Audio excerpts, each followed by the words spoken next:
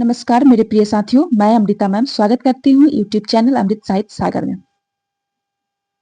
हम लोग लाल पान की बेगम कहानी को पढ़ रहे हैं। लाल पान की बेगम कहानी का यह दूसरा भाग है। पहले भाग में हम लोगों ने देखा था कि लाल पान की बेगम कहानी का प्रकाशन कब हुआ था, उस कहानी के कहानीकार कौन है, यह कहानी किस कहानी संग्रह में संकलित है। जैसे कि हम लोगों ने देखा था कि लाल पान की बेगम जो कहानी है, इसके कहानीकार है फणीश्वरनाथ रेणु। यह कहानी 1957 ईस्वी में प्रकाशित हुई थी और यह कहानी रेणु के कहानी संग्रह ठुमरी में संकलित है और ठुमरी का प्रकाशन 1959 ईस्वी में हुआ था। रेणु का जन्म 4 मार्च 1921 ईस्वी में और फारबिसगंज जिले के औराही हिंगना गांव में हुआ था और इनकी मृत्यु 11 अप्रैल 1977 ईस्वी को पटना में। इसके अलावा हम लोगों ने देखा था कि उनके कौन कौन से उपनाम हैं। इनके 2 उपनाम हैं, रेणु धरती का धन। इनके गुरु हैं सतीनाथ भादुरी, इनकी माता पानु देवी एवं पिता शिलानाथ। इनकी 3 पत्नियां हैं, रेखा, पद्मा एवं लतिका। इनके परम मित्र थे अज्ञय। इनकी प्रथम कहानी बट बाबा जो 1944 ईस्वी में विश्वामित्र पत्रिका से प्रकाशित हुई थी और इनकी अंतिम कहानी है भित्ति चित्र की मयूरी जो 1972 ईस्वी में प्रकाशित हुई। इनका प्रथम कहानी संग्रह है ठुमरी जो 1959 ईस्वी में प्रकाशित हुआ। इसके अलावा हम लोगों ने इनके अन्य भी जितने भी कहानी संग्रह है, सभी कहानी संग्रहों को हम लोगों ने देखा, उपन्यासों को देखा, रेखा चित्र, इनके रिपोर्टाज, डायरी, संस्मरण आदि को हमने देखा है। यह इस कहानी का दूसरा भाग है, तो चलिए इस दूसरे भाग को हम लोग देखते हैं। कहानी है लाल पान की बेगम। सर्वप्रथम यह कहानी इलाहाबाद से निकलने वाली कहानी पत्रिका में जनवरी 1957 ईस्वी को प्रकाशित हुई थी। यह बहुत महत्वपूर्ण लाइन है कि यह लाल पान की बेगम जो कहानी है, यह सर्वप्रथम किस पत्रिका में प्रकाशित हुई थी और कब हुई थी। ठीक है, तो इसे आप ध्यान में रखेंगे। यह कहानी ठुमरी कहानी संग्रह में संकलित है। ठुमरी कहानी के संबंध में फणीश्वर नाथ रेणु कहते हैं कि ठुमरी कहानी संग्रह में ठुमरी नाम की कोई कहानी नहीं है, सभी कहानियां ठुमरी धर्मा है, अंतर मार्ग एक ही है सभी कथाओं का।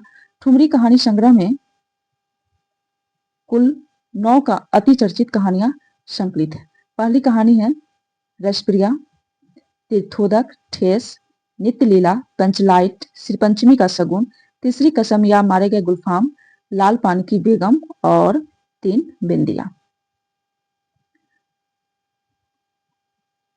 इस कहानी का वर्ण विषय, यह कहानी महिला सशक्तिकरण पर केंद्रित है। इसमें नारी के आत्मसम्मान व स्वाभिमान को चित्रित किया गया है।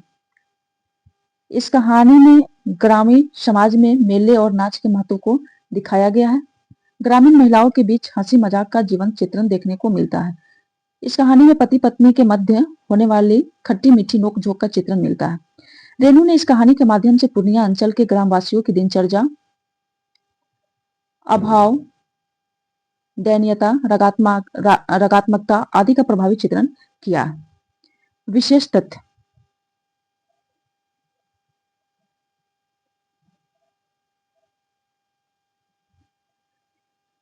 इस कहानी में बलरामपुर के नाच का वर्णन किया गया है। इस कहानी में गांव के 4 टोले का वर्णन मिलता है, कोयरी टोला, मलदहिया टोला, बबुआन टोला और कुरमा टोला। इस कहानी में आया गीत चंदा की चांदनी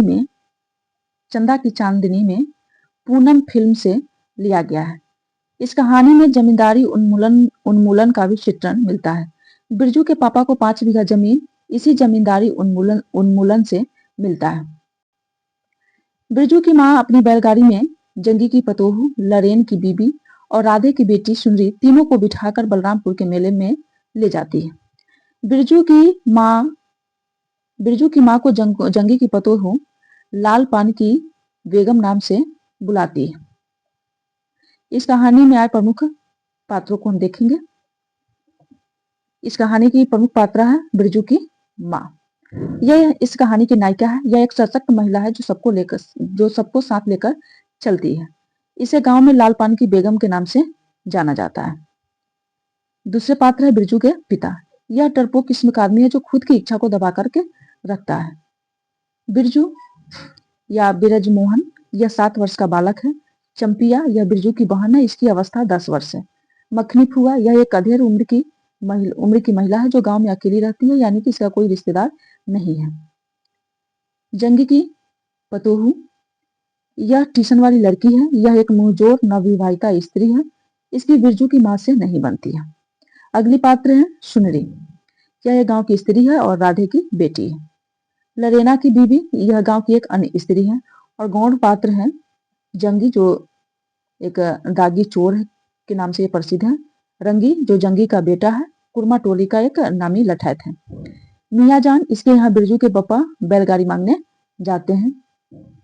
बाबू साहब जमींदार है। बाबू साहब का बड़ा लड़का, बाबू साहब का छोटा लड़का जिसका नाम मोहना है, यह बिरजू की माँ को मौसी कहता है। इन पात्रों के अलावा है पंचकौड़ी कसाई और सहुआइन। अब कहानी के सारांश को हम देखेंगे।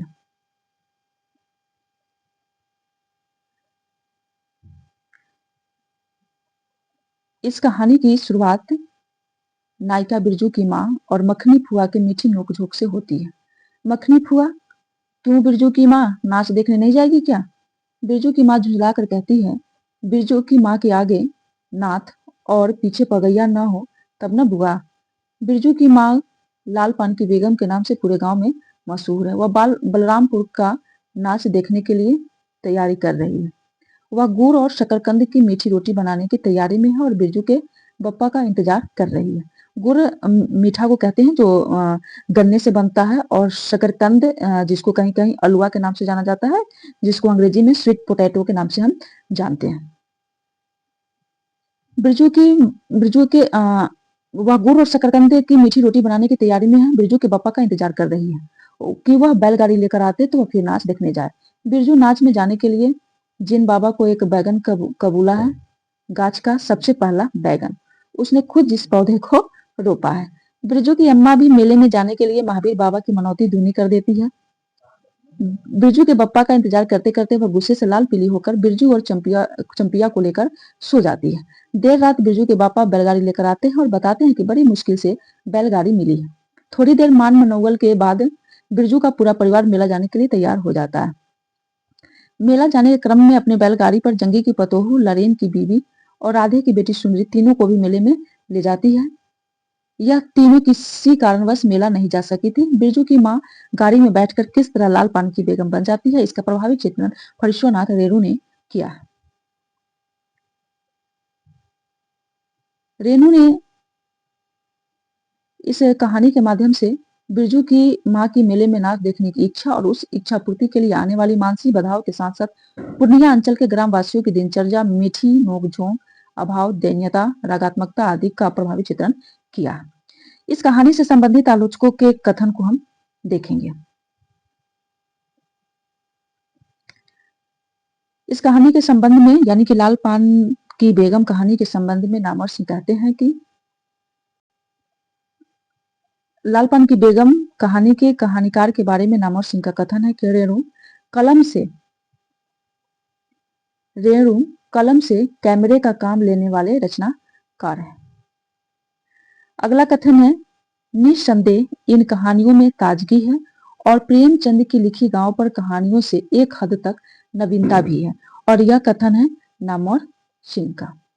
यहाँ पनघट की लड़ाई और लालसा सब तिरोहित हो जाती है और बच जाती है एक मीठी नींद। यही वह निश्चल मानवीयता है जो रेणु की प्रायः प्रत्येक कहानी के केंद्र में है। उनकी कहानियों का मुख्य स्वर जीवन, जीवंतता और जिजीविषा का है। वे मूलतः एक प्रगाढ़ मानवीयता के कहानीकार हैं। यह कथन है विजय मोहन सिंह का। हमारा अगला कथन है, लाल पान की बेगम गांव में बसी निश्चलता और उदात्त मानवीय भावनाओं की कहानी है। और यह कथन है आलोचक डॉक्टर गोपाल राय का। हमारा अगला कथन है, फरीश्वरनाथ रेणु की कहानियां हमें एक ऐसे हिंदुस्तान की अंतर यात्रा पर ले जाती है जो अभाव, अज्ञानता, अंधविश्वास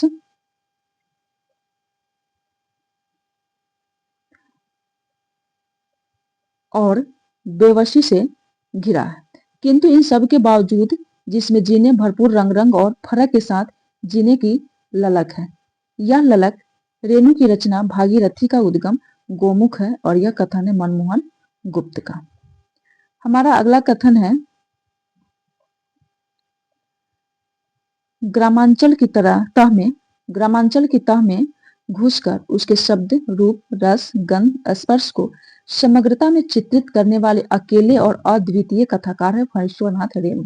और यह कथन है डॉक्टर बच्चन सिंह का।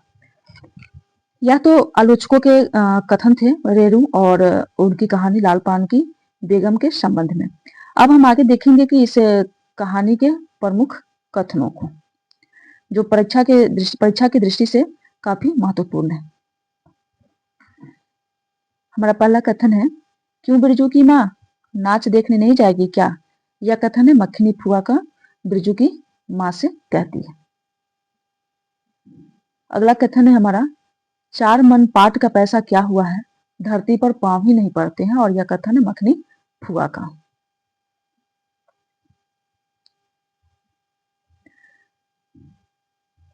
हमारा अगला कथन है, फुआ सर्वे शीतल मिंटी के हाकिम के बासा पर फुल छाप किनारी वाली साड़ी पहन के यदि तू भी भंटा की भेंटी चढ़ाती तो तुम्हारे नाम से भी 2-3 बीघा धनहर जमीन का पर्चा कट जाता। और यह कथन है जंगी की पतोहू का। अगला कथन है, गोबर की ढेरी में कौन ढेला फेंके। और यह कथन है बिरजू की माँ का। बिरजू की माँ का यह स्वकथन है।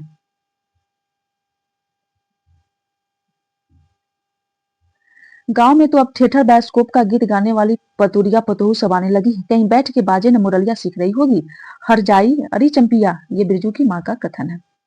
सूरज भगवान डूब गया, दिया बाती की बेला हो गई, अभी तक गाड़ी का कोई आता पता नहीं है। और यह कथन है बिरजू की माँ का। अगला कथन है, जब अपने गांव के लोगों की आंख में पानी नहीं तो मलदहिया टोली के मियाँ जान की गाड़ी का क्या भरोसा, न 3 में न 13 में। और यह कथन है बिरजू की माँ का। अगला कथन है हमारा, देख दीदिया मिलिट्री टोपी, इस पर 10 लाठी मारने से भी कुछ नहीं होता। यह बिरजू का कथन है। अगला कथन है, हम लोग नाच देखने नहीं जाएंगे, गांव में एक पंछी भी नहीं है, सब चलेगा। यह बिरजू का कथन है। इस कहानी का अगला कथन है, जिंदगी भर मजदूरी करते रह जाओगे, सर्वे का समय आ रहा है, टाठी करी करो तो 2-4 बीघे जमीन हासिल कर सकते हो। और यह कथन है बिरजू की माँ का। अगला कथन है, बाबू साहब गुस्से से सर्कस नाच के बाघ की तरह उमड़ते रह गए। और यह कथन है बिरजू की माँ का। यह जमीन बाबूजी ने मेरे नाम से खरीदी थी, मेरी पढ़ाई लिखाई उसी जमीन से चलती है। और यह कथन है बाबू साहब का छोटा लड़का का। अगला कथन है, छोड़ दो, जब तुम्हारा कलेजा ही थिर नहीं होता है तो क्या होगा। जोरू जमीन जोड़ के, नहीं तो किसी और के। और यह कथन है बिरजू की माँ का। हमारा अगला कथन है, कोल्हू के बैल की तरह खटकर सारी उम्र काट दी इसके यहाँ, कभी 1 पैसे की जलेबी भी लाकर दी है उसके खसम ने। यह कथन है बिरजू की माँ का। गाड़ी पर अभी बहुत जगह है, जरा दाहिनी सड़क से गाड़ी हाँकना। और यह कथन है बिरजू की माँ का। इस कहानी का अगला कथन है, ठहर, तेरे बप्पा ने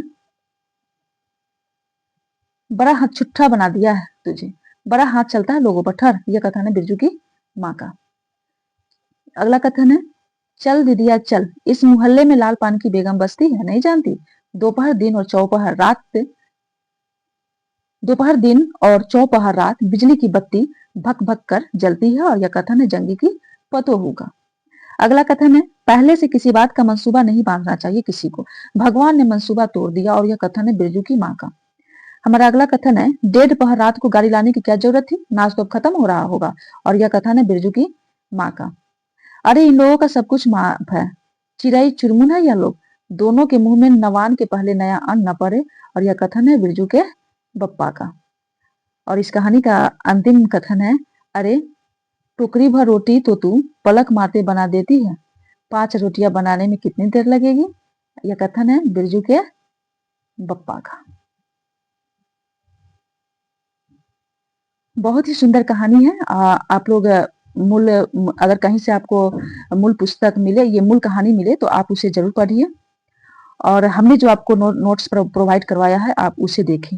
इसमें मैंने उन सारे महत्वपूर्ण पॉइंट्स को रखा है जो परीक्षा की दृष्टि से अति महत्वपूर्ण है। इस वीडियो का एक एक लाइन महत्वपूर्ण है। आप इसे पढ़ें और देखें। इसी के साथ आज यह कहानी समाप्त होती है। फिर मिलती हूँ एक नए वीडियो के साथ। धन्यवाद।